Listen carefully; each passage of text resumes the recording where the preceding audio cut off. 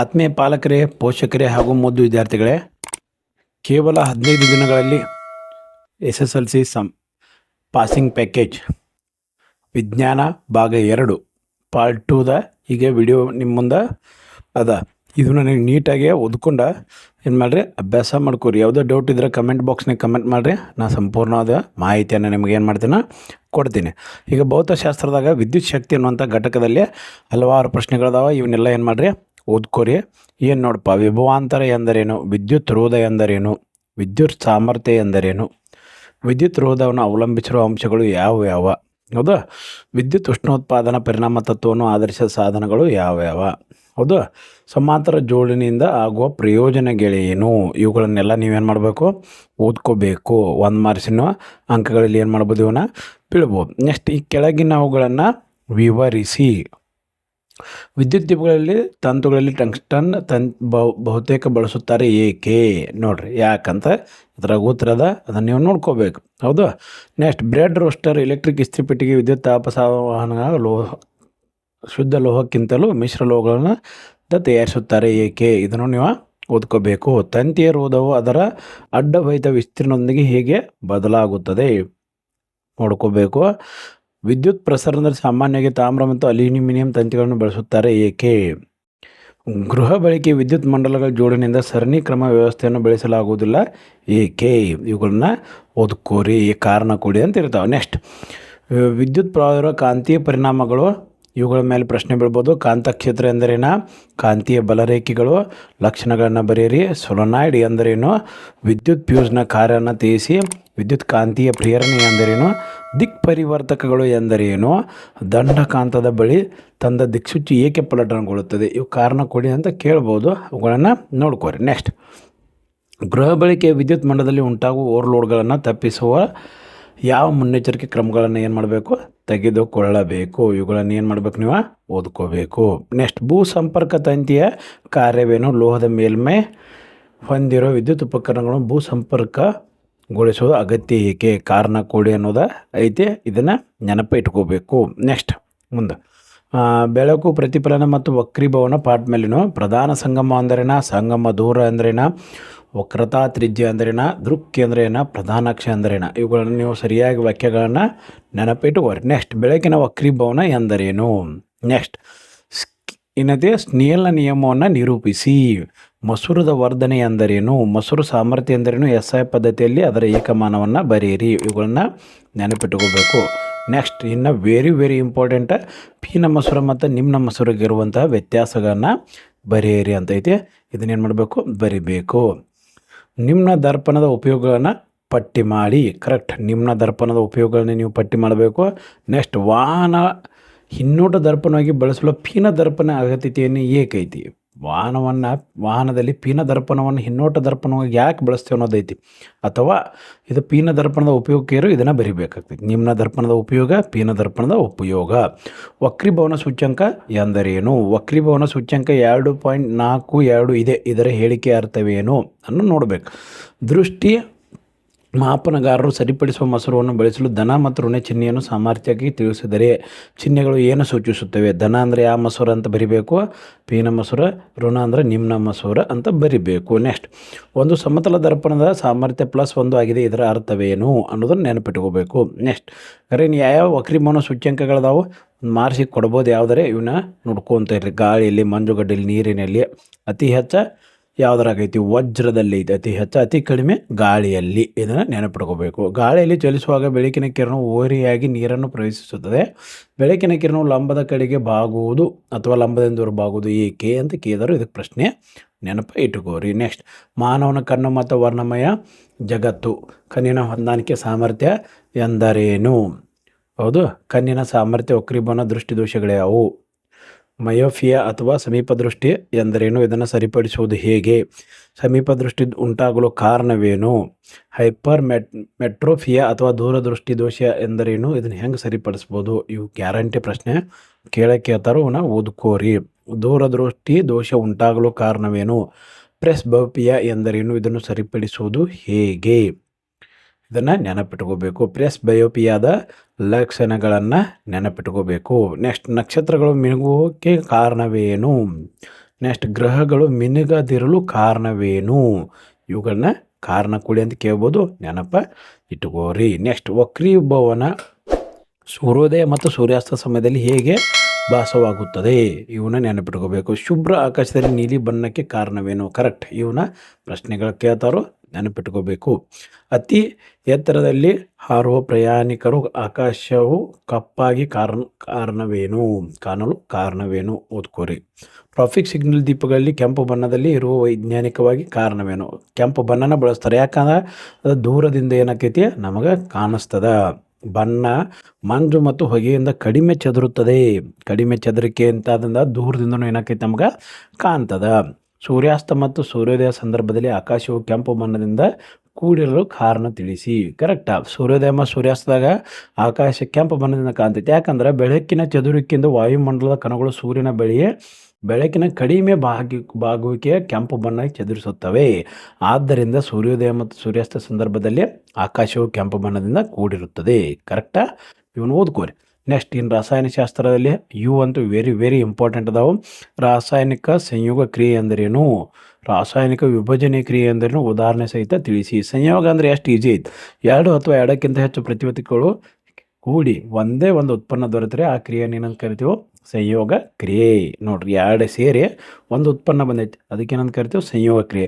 ಕೇವಲ ಒಂದೇ ಒಂದು ಉತ್ಪನ್ನ ಒಡೆದು 2 ಆತಂದ್ರೆ ಅದಕ್ಕೆ ವಿಭಜನ ಕ್ರಿಯೆ. ಸ್ಥಾನಪಲ್ಲಟ ನೋಡ್ರಿ, ಸ್ಥಾನಪಲ್ಲಟ ಅಂದ್ರೆ ಒಂದು ಏನಾಗಬೇಕು, ಸಂಯುಕ್ತದಲ್ಲಿರುವ ಧಾತು ಇನ್ನೊಂದು ಸಂಯುಕ್ತದಲ್ಲಿರುವ ಧಾತುಗೆ ಏನಾಗಬೇಕು, ಸ್ಥಾನಪಲ್ಲಟ ಆಗಬೇಕು. ಅದಕ್ಕೆ ಏನಂತ ಕರಿತೀವಿ ಸ್ಥಾನಪಲ್ಲಟ. ನೆಕ್ಸ್ಟ್ ಇಲ್ಲೇ ಬಿ ಸ್ಥಾನಪಲ್ಲಟ ಹೆಸರು ಹೇಳಾಯ್ತು. ಬಿ ಸ್ಥಾನಪಲ್ಲಟ ಅಂದ್ರೆ ಪರಸ್ಪರ ವಿನಿಮಯ ಆಗಬೇಕಿಲ್ಲಿ. ಯಾನುಗಳು ಪ್ರತಿವರ್ತಕದಲ್ಲಿರುವ ಧಾತುಗಳು ಉತ್ಪನ್ನದಲ್ಲಿರುವ ಧಾತುಗಳಿಗೆ ಏನಾಗಬೇಕು, ವಿನಿಮಯ ಆಗಬೇಕು. ಇವಕ್ಕೇನಂತ ಕರಿತೀವಿ ನಾವು ದ್ವಿಸ್ಥಾನಪಲ್ಲಟ. ಪ್ರಕ್ಷೇಪಣ ಕ್ರಿಯೆ ಎಂದರೇನು? ನೆನಪಿಟ್ಕೋಬೇಕು. ಉತ್ಕರ್ಷಣ ಕ್ರಿಯೆ ಅಂದರೇನು? ಉದಾಹರಣೆ ಕೊಡಿ. ಹೌದು, ಉತ್ಕರ್ಷಣೆ. ಆಕ್ಸಿಜನನ್ನು ಪಡೆದುಕೊಂಡ್ರೆ ಅದನ್ನು ಏನಂತ ಕರಿತೀವಿ ಉತ್ಕರ್ಷಣೆ. ನೋಡ್ರಿ, ಇಲ್ಲ ಆಕ್ಸಿಜನನ್ನು ಪಡೆದುಕೊಂಡೈತಿ ಉತ್ಕರ್ಷಣೆ. ಅಪಕರ್ಷಣೆ ಅಂದರೆ ಆಕ್ಸಿಜನನ್ನು ಬಿಟ್ಟೈತಿ, ಅದಕ್ಕೆ ಆಕ್ಸಿಜನ್ನ ಅಪಕರ್ಷಣೆ ಅಂತ ಕರಿತೀವಿ. ಇನ್ನು ಉತ್ಕರ್ಷಣೆ ಅಪಕರ್ಷಣೆ ಅಂದ್ರೆ ಒಂದೇ ಕ್ರಿಯೆಯಲ್ಲಿ ಒಂದು ಧಾತು ಆಕ್ಸಿಜನನ್ನು ಕಳೆದುಕೊಂಡು ಇನ್ನೊಂದು ಧಾತು ಆಕ್ಸಿಜನ್ ಪಡೆದುಕೊಂಡರೆ ಅದನ್ನು ಉತ್ಕರ್ಷಣ ಅಪಕರ್ಷಣ ಕ್ರಿಯೆ ಅಂತ ಕರಿತೇವೆ. ಸಂರಕ್ಷಣಾ ಅಂದರೆ ಏನೈತಿ? ಹೌದು, ಸಂರಕ್ಷಣ ಅಲ್ಲ, ಸಂಕ್ಷಾರಣ ಎಂದರೇನು ಅದ್ರ ಬಗ್ಗೆ ಕೊಟ್ಟಿದ್ದಾರೆ. ಕಮ್ಮಟುವಿಕೆ ಎಂದರೇನು? ನಿಮ್ಗೆ ಗೊತ್ತೈತಿ, ಕುರ್ಕುರೆ ಲೇಸ ನೀವು ತಿಂತಿರ್ತೀರಿ, ಅವು ಭಾಳಷ್ಟು ದಿವಸ ಆದ ಕೂಡಲೇ ಕಮ್ಮಟು ವಾಸ ಬರ್ತಾವೆ. ಅದು ಕೊಬ್ಬು ಮತ್ತು ಎಣ್ಣೆ ಪದಾರ್ಥಗಳಿಂದ ಅವೇನಾಗ್ತಾವೆ, ಉತ್ಕರ್ಷಣೆಗೊಂಡು ವಾಸನೆ ಮತ್ತು ರುಚಿ ಬದಲಾಗೋದನ್ನು ಏನು ಮಾಡ್ತೇವೆ ನಾವು ಕಮ್ಮಟುವಿಕೆ ಅಂತ ಕರಿತೀವಿ. ಉದಾಹರಣೆ, ಅವುಗಳನ್ನು ಏನು ಮಾಡಬೇಕು, ಈಗ ಉತ್ಕರ್ಷಣೆ ತಡಿಬೇಕಂದ್ರೆ ಅವುಗಳನ್ನ ಏನು ಮಾಡ್ತಾರೆ, ನೈಟ್ರೋಜನ್ ಅನಿಲದಂಥ ಪ್ರತಿ ಉತ್ಕರ್ಷಣ ಕಾರ್ಯಗಳನ್ನ ಹತ್ರ ಏನು ಮಾಡ್ತೇವೆ ಸೇರಿಸ್ತೇವೆ. ಕುರ್ಕುರೆ ಲೇಜ್ ಒಳಗೆ ನೋಡಿರ್ಬೋದು ನೀವು, ಗ್ಯಾಸ್ ಹಾಕಿರ್ತಾರೆ ಅದ್ರಾಗ, ಅದು ನೈಟ್ರೋಜನ್ ಇರ್ತದೆ. ಕಬ್ಬಿನ ಮೂಳೆಯನ್ನು ತಾಮ್ರ ಸಲ್ಫೇಟ್ ಮುಳುಗಿಸಿಟ್ಟಾಗ ತಾಮ್ರ ಸಲ್ಫೇಟ್ ದ್ರಾವಣ ಬಣ್ಣ ಬದಲಾಗುವುದೇಕೆ? ಅದು ಅಲ್ಲೇನಾಕೈತಿ ಹಂಗಾರೆ ವಿಸ್ಥಾಪಿಸುತ್ತದೆ, ಅದಕ್ಕೆ ಅದು ಸ್ಥಾನಪಲ್ಲಟ ಅಂತಲೇ ಬದಲಾವಣೆ ಆಗ್ತೈತಿ. ಉತ್ಕರ್ಷಣೆ ಅಪಕರ್ಷಣೆ ವಸ್ತುಗಳನ್ನ ಗುರುತಿಸಿ ಅಂತ ಕೊಟ್ಟಿದ್ದಾರೆ. ನೋಡ್ರಿ, ಉತ್ಕರ್ಷಣೆ ಯಾವುದಾಗೈತಿ? ಉತ್ಕರ್ಷಣಗೊಂಡ ವಸ್ತು ಸೋಡಿಯಂ, ಹೌದಿಲ್ಲ, ಇಲ್ಲಿ ಆಕ್ಸಿಜನ್ ಪಂಡೈತಿ. ನೆಕ್ಸ್ಟ್ ಅಪಕರ್ಷಣಗೊಂಡ ವಸ್ತು ತಾಮ್ರದ ಸಲ್ಫೈಟ್, ಆಕ್ಸಿಜನ್ ಕಳೆದುಕೊಂಡೈತಿ, ಇಲ್ಲಿ ಆಕ್ಸಿಜನ್ನ ಪಡೆದುಕೊಂಡೈತಿ. ಉಸಿರಾಟವನ್ನು ಬಹಿರುಷ್ಣಕ ಕ್ರಿಯೆ ಎಂದು ಏಕೆ ಕರೆಯುತ್ತೇವೆ? ಹೌದು, ಅದನ್ನು ನೋಡ್ರಿ, ಶಾಖ ಬಿಡುಗಡೆ ಆಗ್ತೈತಿ ಉಸಿರಾಟ ಕ್ರಿಯೆಯಲ್ಲಿ. ಹೌದು, ಏನಾಕೈತಿ, ಆಹಾರದಲ್ಲಿರೋ ಎಲ್ಲ ನಾವು ದೇಹದಿಂದ ಆಹಾರವನ್ನು ಏನು ಮಾಡ್ತೇವೆ, ಜೀರ್ಣ ಮಾಡಿಸ್ಕೊಂಡು ಶಾಖವನ್ನು ಬಿಡುಗಡೆ ಮಾಡ್ತೇವೆ. ಅದಕ್ಕೆ ಇದನ್ನು ಏನಂತ ಕರಿತೇವೆ ನಾವು ಬಹಿರುಷ್ಣಕ. ಕಬ್ಬಿಣದ ವಸ್ತುಗಳು ಬಣ್ಣ ಬೆಳೆಯೋದಕ್ಕೆ, ಯಾಕಂದ್ರೆ ತುಕ್ಕು ಹಿಡಿತಾವೆ, ಅದಕ್ಕೆ ಅದನ್ನು ಏನು ಮಾಡಬೇಕು, ಬೆಳಿಬೇಕು. ಇವು ನೀಟಾಗೆಲ್ಲ ಏನು ಮಾಡ್ಬೇಕು, ನೀವು ಓದ್ಕೋಬೇಕು. ಇನ್ನು ಅಂತರುಷ್ಣಕ ಕ್ರಿಯೆ ಅಂದ್ರೇನ? ಉದಾಹರಣೆ ಕೊಡಿ ಅಂತೈತಿ, ಓದ್ಕೋರಿ. ನೆಕ್ಸ್ಟ್ ಆಮ್ಲ ಮತ್ತು ಪ್ರತ್ಯಾಮ್ಲಗಳದಾವು. ಕ್ಷಾರಗಳು ಎಂದರೇನು? pH ಮೌಲ್ಯ ಎಂದರೇನು? ದೈನಂದಿನ pH ಮೌಲ್ಯದ ಮಹತ್ವವನ್ನು ತಿಳಿಸಿ. ತಟಸ್ಥೀಕರಣ ಎಂದರೇನು? ಉದಾಹರಣೆ ಕೊಡಿ. ಆಮ್ಲ ಮತ್ತು ಪ್ರತ್ಯಾಮ್ಲಗಳು ಸೇರಿ ನೀರು ಮತ್ತು ಲವಣವನ್ನು ಉಂಟುವಾಗುವ ಕ್ರಿಯೆಗೆ ಏನಂತ ಕರಿತೇವೆ? ತಟಸ್ಥೀಕರಣ ಅಂತ ಕರಿತೇವೆ. ಉದಾಹರಣೆ ನೆನಪಿಟ್ಕೋಬೇಕು. ಗ್ರಾನ್ ಸೂಚಿಕೆಗಳು ಎಂದರೇನ? ಉದಾಹರಣೆ ತಿಳಿಸಿ. ನೋಡ್ರಿ, ಹಂಗಾರೆ ಗ್ರಾನ್ ಅಂದರೆ ಕೆಲವು ವಸ್ತುಗಳ ವಾಸನೆಯು ಆಮ್ಲ ಮತ್ತು ಪ್ರತ್ಯಾಮ್ಲ ಮಾಧ್ಯಮಗಳಲ್ಲಿ ಬದಲಾಗುತ್ತವೆ. ಅಂಥ ವಸ್ತುಗಳನ್ನ ಏನಂತ ಕರಿತೇವೆ ನಾವು? ಗ್ರಾನ್ ಸೂಚಿಕೆಗಳಂತ ಕರಿತೇವೆ. ನೆಕ್ಸ್ಟ್, ಹುಳಿ ಅಂಶವನ್ನು ಹೊಂದಿರುವ ಪದಾರ್ಥಗಳನ್ನು ಲೋಹ ಪಾತ್ರೆಗಳಲ್ಲಿ ಸಂಗ್ರಹಿಸಬಾರದು ಏಕೆ? ಯಾಕಂದ್ರೆ ನೋಡ್ರಿ, ಹುಳಿ ವಸ್ತುಗಳು ನೀವು ಯಾವಪ್ಪ ಹಂಗಾರೆ ಹುಳಿಯ ಉಪ್ಪಿನಕಾಯಿ ಅದು ಏನು ಮಾಡ್ತೀರಿ, ಅವುಗಳನ್ನು ಆಮ್ಲದೊಂದಿಗೆ ವರ್ತಿಸ್ತಾವೆ. ಅದಕ್ಕೆ ಅವು ಲೋಹದಂಥ ವಸ್ತುಗಳನ್ನು ಏನು ಮಾಡ್ತಾರೋ ಸಂಗ್ರಹಿಸಬಾರದು ಅಂತ ಕೊಟ್ಟಿರ್ತಾರೆ. ಹಂಗಾರೆ ಇವುಗಳಲ್ಲಿರುವ ಆಮ್ಲಗಳ ಹೆಸರನ್ನೇ ಹೆಸರಿಸಿ ಅಂತ ಕೊಟ್ಟಾರು. ಹುಣಸೆ ಹಣ್ಣು, ತುರಿಕೆ ಗಿಡದ ಎಲೆ, ಮೊಸರು, ಟೊಮ್ಯಾಟೊ, ವಿನೆಗರ್. ಹುಣಸೆ ಹಣ್ಣಿನಾಗ ಟರ್ಟಾರಿಕ್ ಆಮ್ಲ, ತುರಿಕೆ ಗಿಡದಲ್ಲಿ ಮೆಥನಾಯಿಕ್ ಆಮ್ಲ, ಮೊಸರು ಲ್ಯಾಕ್ಟಿಕ್ ಆಮ್ಲ ಈ ಟೈಪ್ ಇರ್ತಾವೆ. ಟೊಮೆಟೊಗಳಲ್ಲಿ ಆಸ್ಬ್ಯಾಸಿಕ್ ಆಮ್ಲ, ವಿನೆಗರ್ದಲ್ಲಿ ಅಸಿಟಿಕ್ ಆಮ್ಲ, ಕಿತ್ತಳೆ ಹಾಗೂ ಲಿಂಬೆಯಲ್ಲಿ ಸಿಟ್ರಿಕ್ ಆಮ್ಲ ಇರ್ತೈತಿ. ಇವುಗಳನ್ನು ಓದ್ಕೋಬೇಕು. ಆಮ್ಲನಾಶಕಗಳು ಎಂದರೆ ಉದಾಹರಣೆ ಕೊಡಿ. ಹೌದು, ಅಧಿಕ ಪ್ರಮಾಣದಲ್ಲಿ ಆಮ್ಲವನ್ನು ತಟಸ್ಥಗೊಳಿಸುವ ವಸ್ತುನ ಆಮ್ಲನಾಶಕ ಅಂತ ಕರೀತೇವೆ. ಹೌದು, ಇವುಗಳನ್ನು ಮ್ಯಾಗ್ನೀಸಿಯಂ ಹೈಡ್ರಾಕ್ಸೈಡ್, ಹೌದು ಮ್ಯಾಗ್ನೀಸಿಯಂ ಹಾಲು, ಇವನ್ನ ಆಮ್ಲನಾಶಕಗಳಂತ ಕರಿತೇವೆ. ಇವುಗಳ ಪದ ಮತ್ತು ಸಮೀಕರಣವನ್ನು ಸರಿದೂಗಿಸಿ ಬರೀರಿ ಅಂತ ಕೊಟ್ಟಿದ್ದಾರೆ. ಇವುಗಳನ್ನ ಏನು ಮಾಡಿರಿ ನೋಡ್ಕೋರಿ. ತಿಳಿಲಿಲ್ಲ ಅಂದ್ರೆ ಕಮೆಂಟ್ ಬಾಕ್ಸ್ನಾಗ ಕಮೆಂಟ್ ಮಾಡಿರಿ, ನಾ ಹೇಳ್ಕೊಡ್ತೇನೆ ನಿಮಗೆ. ಹೌದಾ, ನೆಕ್ಸ್ಟ್ ಕ್ಲೋರೋ ಆಲ್ಕಲಿ ಕ್ರಿಯೆ ಚಿತ್ರ ತೆಗಿ ಅಂದರು. ಈ ಚಿತ್ರನ ನೀವು ನೆನಪಿಟ್ಕೋಬೇಕು ನೋಡಿ. ವಾಷಿಂಗ್ ಸೋಡಾ ಮತ್ತು ಅಡುಗೆ ಸೋಡಾದ ಎರಡು ಪ್ರಮುಖ ಉಪಯೋಗಗಳನ್ನು ಬರಿ ಅಂದರು. ಅವುಗಳನ್ನ ಬರಿಬೇಕು. ಪ್ಲಾಸ್ಟರ್ ಆಫ್ ಪ್ಯಾರಿಸ್ನ ಅನುಸೂತ್ರ ಬರೆದು ಉಪಯೋಗಗಳನ್ನು ಬರಿ ಅಂದರು, ಬರಿಬೇಕು. ಉಪ್ಪಿನಕಾಯಿ ತಯಾರಿಕೆಯಲ್ಲಿ ವಿನೆಗರನ್ನು ಬಳಸಲು ಕಾರಣವೇನು ಬರಿಬೇಕು. ಆಮ್ಲ ಮತ್ತು ಪ್ರತ್ಯಾಮ್ಲಗಳು ಪರಸ್ಪರ ಹೇಗೆ ವರ್ತಿಸ್ತೇವೆ ಅನ್ನೋದೇ ಬರಿಬೇಕು. ಲೋಹ ಮತ್ತು ಅಲೋಹಗಳ ಬಗ್ಗೆ ಕೊಟ್ಟಿದ್ದಾರೆ. ಲೋಹದ ಭೌತ ಗುಣಗಳನ್ನು ಪಟ್ಟಿ ಮಾಡಿ ಅಂದರೆ ಕುಟ್ಯತೆ ಅಂದ್ರೇನ, ತನ್ಯತೆ ಅಂದ್ರೇನ, ಶಾಬ್ದನೆ ಅಂದ್ರೇನ, ಅಲೋಹಗಳ ಭೌತ ಗುಣಗಳನ್ನು ತಿಳಿಸಿ. ಅಕಸ್ಮಾತ್ ಇವುಗಳನ್ನು ಲೋಹ ಅಲೋಹಗಳ ನಡುವಿನ ವ್ಯತ್ಯಾಸ ಬರಿ ಅಂದರೆ ಇದನ್ನ ಬರಿಬೇಕು. ಹೌದಾ, ಲೋಹದ ಭೌತ ಗುಣಗಳದಾವು, ಅಲೋಹದ ಭೌತ ಗುಣಗಳು ಅದಾವು. ಇವುಗಳನ್ನ ವ್ಯತ್ಯಾಸಗಳನ್ನು ನೀವು ಏನು ಮಾಡಬೇಕು ಬರಿಬೇಕು. ಆಯಾ ಭೌತ ಗುಣಗಳು ಸರಿ ಹೊಂದುವ ಲೋಹಗಳನ್ನು ಹೆಸರಿಸಿ ಅಂತ ಕೊಟ್ಟಿದ್ದಾರೆ. ಉಭಯಧರ್ಮಿ ಆಕ್ಸೈಡ್ಗಳು ಎಂದರೇನು ಉದಾಹರಣೆ ಕೊಡಿ. ಇವುಗಳನ್ನ ಓದ್ಕೋಬೇಕು. ಕ್ರಿಯಾಶೀಲ ಸರಣಿ ಅಂದರೇನು.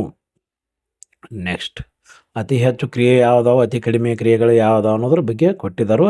ಇವನ್ನ ಓದ್ಕೋರಿ. ನೆಕ್ಸ್ಟ್ ಥರ್ಮೈಟ್ ಕ್ರಿಯೆ ಅಂದರೇನು, ಇದರ ಅನ್ವಯವನ್ನು ತಿಳಿಸಿ. ಸಂಕ್ಷಾರಣ ಎಂದರೇನು, ಸಂಕ್ಷಾರಣ ಅಥವಾ ತುಕ್ಕು ಹಿಡಿಯುವುದನ್ನು ಹೇಗೆ ತಡೆಗಟ್ಟಬಹುದು.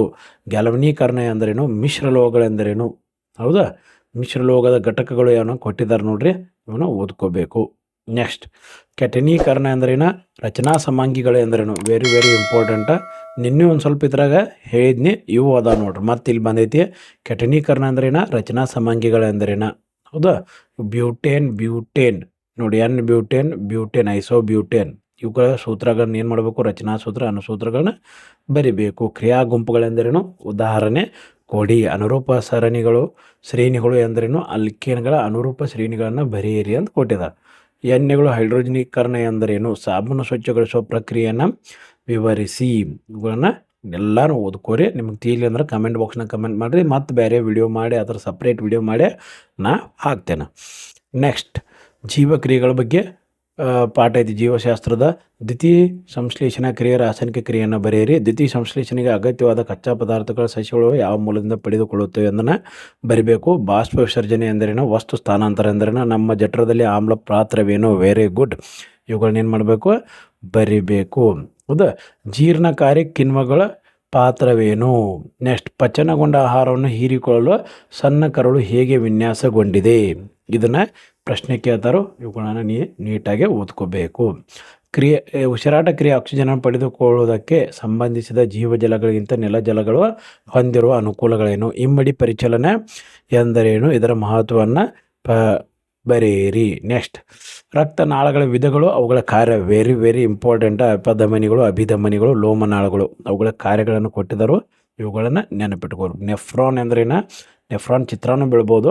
ನೆಫ್ರಾನ್ನಲ್ಲಿ ಮೂತ್ರ ಉತ್ಪಾದನೆ ಹಂತಗಳನ್ನು ವಿವರಿಸಿ ಅಂತ ಕೊಟ್ಟಿದ್ದಾರೆ. ಸಸ್ಯಾಹಾರಿಗಳು ಉದ್ದನೆ ಹಾಗೂ ಮಾಂಸಾಹಾರಿಗಳು ಗಿಡ್ಡ ಕರುಳನ್ನು ಹೊಂದಿರುತ್ತವೆ ಏಕೆ. ನೋಡ್ರಿ, ಈ ಟೈಪ್ ಪ್ರಶ್ನೆ ಕೊಡ್ಬೋದು. ಇವುಗಳನ್ನು ನೀವು ಓದ್ಕೋಬೇಕು. ಉಸಿರಾಟ ನಿಯಂತ್ರಣ ಮತ್ತು ಸಹಭಾಗಿತ್ವ ಐತೆ. ಪರಾವರ್ತಿತ ಕ್ರಿಯೆ ಎಂದರೇನು, ಇದರ ಕೇಂದ್ರ ಯಾವುದು. ಪರಾವರ್ತಿತ ಚಾಪ ಎಂದರೇನು.